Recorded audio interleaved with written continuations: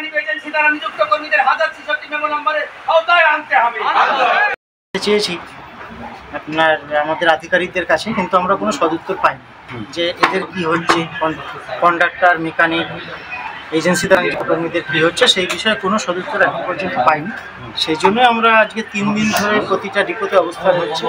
কোনো রাজনৈতিক দলের ব্যানারে নয়, কোনো রাজনৈতিক আন্দোলন নয়, এখানে শুধুমাত্র শ্রমিকদের দাবিকে সামনে রেখে শ্রমিকরা বসেছে এবং সঙ্গে যাত্রী পরিষেবা যাতে ব্যাহত না হয় সেদিকটাও আমরা দেখেছি। 100% যাত্রী পরিষেবা বহাল আছে। এই আন্দোলনের জন্য কোনো রকম যাত্রী পরিষেবা ব্যাহত হয়নি এবং প্রতিজন শিফটিং ডিউটি আমাদের, কেউ সকালে শিফট আছে তারা বিকেলে আন্দোলনে থাকছে, যাদের বিকেলে ডিউটি তারা সকালে আন্দোলন থাকছে।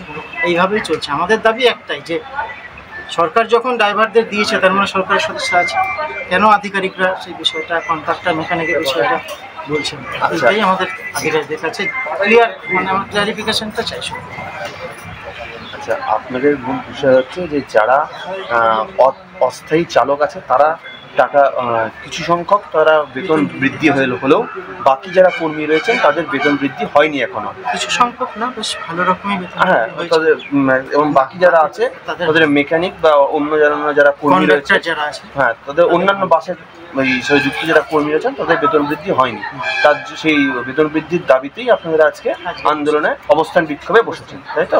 শ্রমিক কর্মচারী ঐক্য মঞ্চ আপনাদের সংগঠনের ব্যানারে আপনারা আগামী 3 দিন ধরে আন্দোলন চলবে। সকাল 10টা ডিপোতে চলবে, সকাল 10টা থেকে 5টা। পরবর্তীতে পরিবহন ভবনে কুচবিহারে সেখানে লাগাতে হবে।